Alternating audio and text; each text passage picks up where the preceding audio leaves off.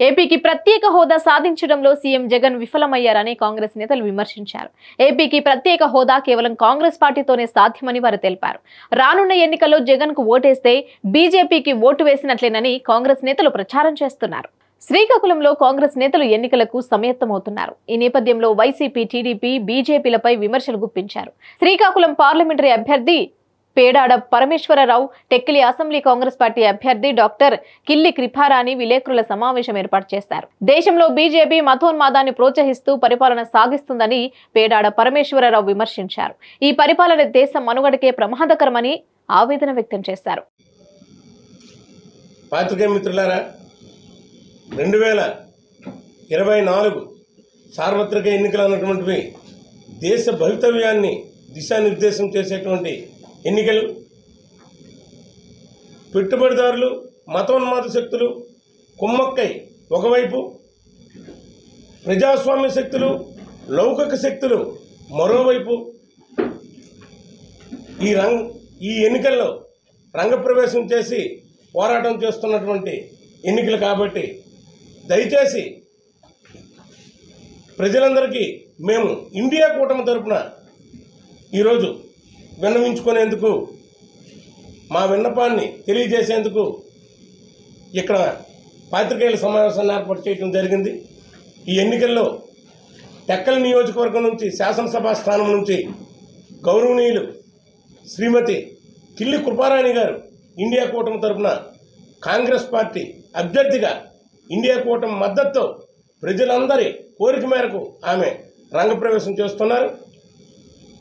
ఈరోజు ఈ పాత్రికేయుల సమావేశాన్ని ఈ సందర్భంగా మిమ్మల్ని ఉద్దేశించి మాట్లాడటానికి 2 విషయాలు మీ అందరితో పంచుకోవడానికి ఇక్కడ ఏర్పాటు చేశాం. ఈ కార్యక్రమానికి సిపిఎం జిల్లా కార్యవర్గ కమిటీ సభ్యులు నంబూరు షణ్ముఖరావు గారు, అలాగే సిపిఐ జిల్లా కార్యదర్శి చాపర వెంకటరమణ గారు, సిపిఎం మండల కార్యదర్శి కోటమల్ల మండల కార్యదర్శి హెచ్ ఈశ్వరరావు గారు, నందిగామ మండల కార్యదర్శి పాలిన సాంబమూర్తి గారు, సిపిఐ జిల్లా కార్యవర్గ సభ్యులు ఎం యుగంధర్ గారు, టంకాల బాలగంగాధర గుప్తా గారు, సీనియర్ కాంగ్రెస్ పార్టీ నాయకులు, టెక్కలకు చెందినటువంటి నాయకులు, వారు మిగిలినటువంటి మిత్రులు, కాంగ్రెస్ పార్టీ మిత్రులంతా ఈ పాత్రికేయుల సమావేశంలో పాల్గొనడం జరిగింది. ఇండియా కూటమి సభ్యులతో పాటు మీ అందరికీ 2 విషయాలు నేను ఈ సందర్భంగా మనవి చేసుకుంటాను. తర్వాత సిపిఐ సిపిఎం సభ్యులు మాట్లాడతారు. తదనంతరం మా టెక్కలి శాసనసభ అభ్యర్థి మరియు మాజీ మంత్రివర్యులు కిల్లి కృపారాణి గారు మాట్లాడతారు. మతోన్మాద శక్తులు, పెట్టుబడిదారీ శక్తులు కలిపి ఈ దేశ ఆర్థిక వ్యవస్థ పైన, దేశ ప్రజలపైన దాడి చేస్తున్నాయి. మీకు తెలియంది కాదు, కాంగ్రెస్ పార్టీ భారతదేశాన్ని నిర్మించింది లౌకిక విధానంతో.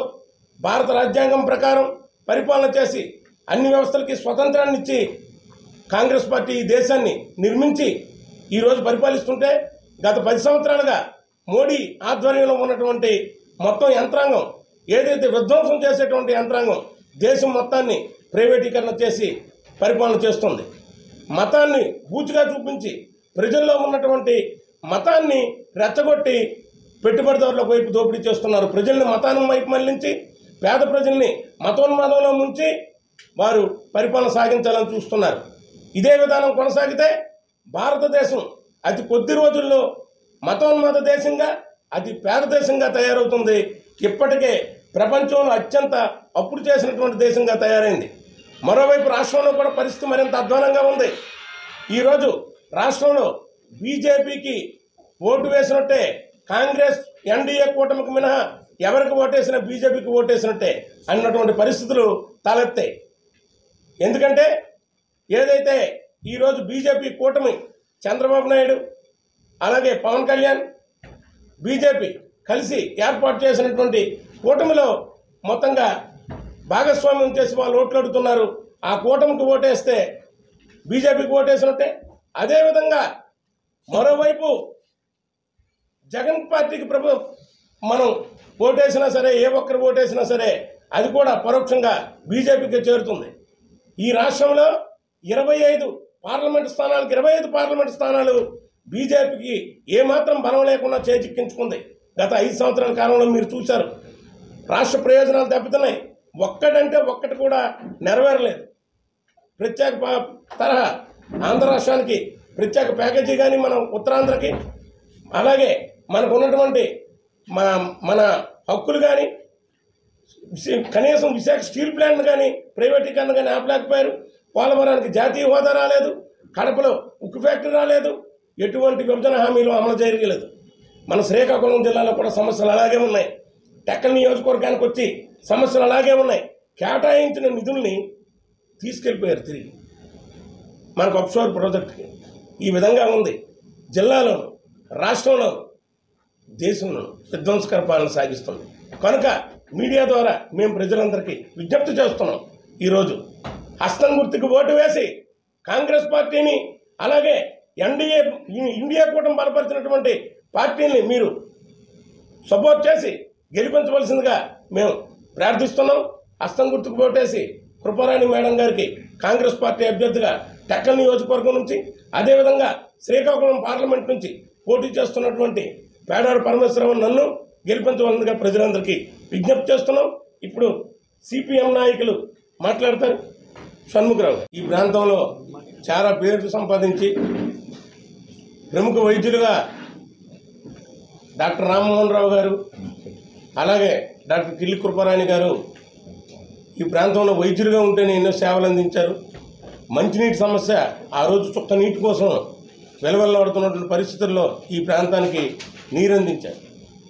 అలాగే ఎన్నో వైద్య శిబిరాలు నిర్వహించారు.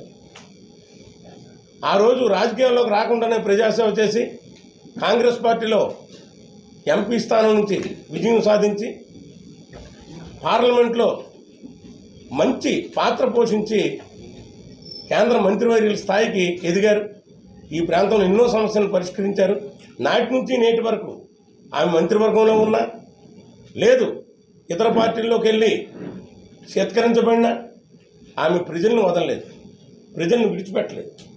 ప్రజలే నా ప్రాణం అనుకున్నారు, ప్రజాసేవలో గడిపారు. మళ్ళీ ఈరోజు తన సొంత గూటికి వచ్చిన వెంటనే ఆమె ఎలాగంటే అలాగా కాంగ్రెస్ పార్టీ హక్కును చేర్చుకున్న కాంగ్రెస్ పార్టీ ఈరోజు ఆమెని టెక్కల అసెంబ్లీ స్థానం నుంచి పోటీలో పెట్టారు. ఆమె పోటీలో ఉండటం అనేటువంటిది ఈ ప్రజలకి, ఈ ప్రాంత ప్రజలకి ఎంతో అవసరం. మన మనిషి, ప్రజల మనిషిగా అర్ధరాత్రి మనం తలుపు కొట్టినా ఆ దంపతులు మనకు సహాయం చేయడానికి ఎప్పుడూ సిద్ధంగా ఉండేటువంటి కుటుంబం ఇది. ప్రజలు ఇవన్నీ వాస్తవాలను పరిశీలించి కృపారాణి మేడం గారికి ఓటు వేసి టెక్కల్ నియోజకవర్గం శాసనసభ్యులుగా ఆమెని గెలిపించాలని చెప్పి మరోసారి కోరుకుంటూ ఈరోజు ఇప్పుడు కృపారాణి గారు మాట్లాడవాలని కోరుతున్నాను. ఏపీకి ప్రత్యేక హోదా ఇవ్వడం ఒక రాహుల్ గాంధీతో సాధ్యమని కిల్లి కృపారాణి తెలిపారు. ప్రత్యేక హోదా సాధించడంలో జగన్ విఫలమయ్యారని ఎద్దేవా చేశారు.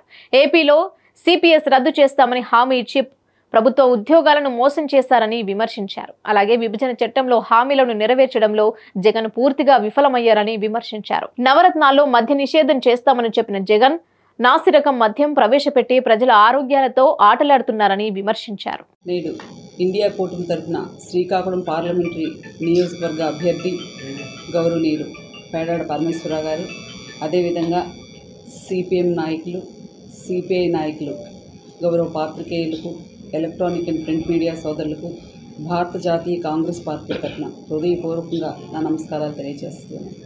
ఓ ప్రక్క అన్నారు, ఈరోజు 2 లక్షల కోట్ల మద్యం అమ్మకాలు చేసి 40,000 కోట్ల రూపాయలు దోచుకొని నాసిరకం మద్యాన్ని అమ్మకం చేసి ప్రజల ఆరోగ్యాలు పాడు చేసి మహిళల తాలూకా మంగళసూత్రాలు ఏ విధంగా ఉంటున్నాయి, ప్రజల ఆరోగ్యాలు ఏ విధంగా ఉంటుంది, లివర్ డిసీజెస్తో, ఆల్కహాలిక్ సిర్రోసిస్ డిసీజెస్తో ఆంధ్రప్రదేశ్ రాష్ట్రం భారతదేశంలోనే alcoholic cirrhosis, as a doctor నేను చెప్తున్నాను, ఆల్కహాలిక్ సిర్రోసిస్తో పేషెంట్స్ భారతదేశంలోనే ప్రథమ స్థానంలో ఉన్న రాష్ట్రం ఆంధ్రప్రదేశ్ రాష్ట్రం.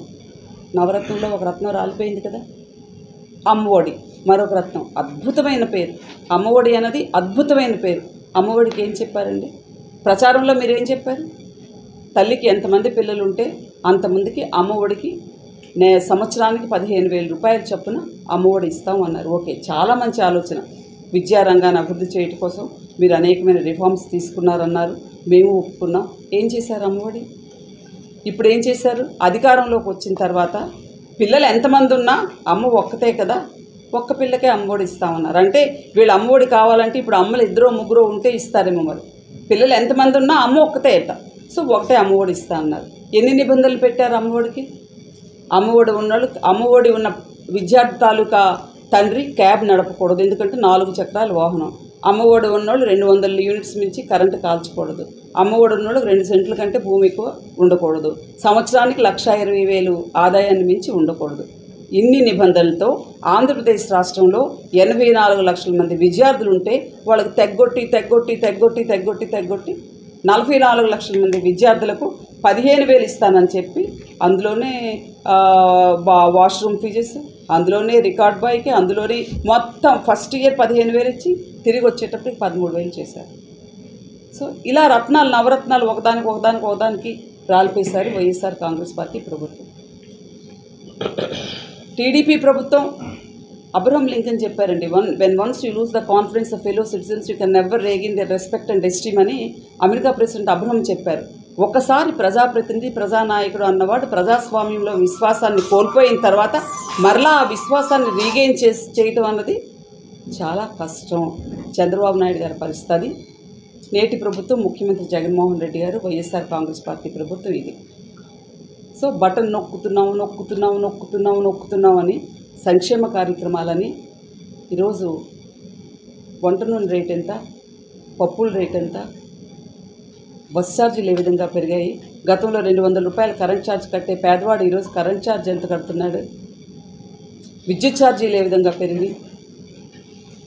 సో ఇవన్నీ సామాన్య ప్రజలు తెలుసుకోవాలని, ఒక్క సంక్షేమమే మన జీవన స్థితిగతులు మార్చలేదని, శాశ్వతమైన అభివృద్ధి జరగాలని.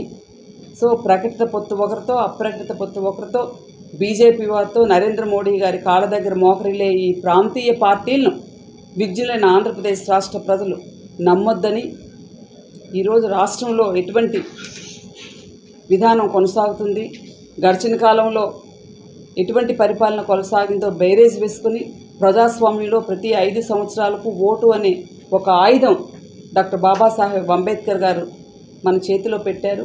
ఈ ఆయుధం ఉపయోగించే ముందు నేను ఒక్కటే కోరుతున్నాను శ్రీకాకుళం జిల్లా ప్రజలకు, ఓటు అనే ఆయుధం ఇదొక వజ్రాయుధం. ఇది డాక్టర్ బాబాసాహెబ్ అంబేద్కర్ గారు మనకిచ్చిన ఒక వజ్రాయుధం. ఈ వజ్రాయుధాన్ని మీరు 5 సంవత్సరాలకు ఒకసారి ఉపయోగించుకునే ముందు అభ్యర్థుల గుణగణాలు, అభ్యర్థుల నడవడి, ప్రవర్తన, జీవన విధానం, మా 2 అభ్యర్థులను అన్ని స్థాయిల్లో చూశారు. నన్ను ఒక డాక్టర్గా చూశారు. గడిచిన 4 దశాబ్దాల కాలంగా టెక్కల ప్రాంతంలో జీవనం కొనసాగిస్తున్న డాక్టర్ శ్రీమతి కిల్లి కృపారాణి అనే వ్యక్తిని మీరు ఒక డాక్టర్గా చూశారు.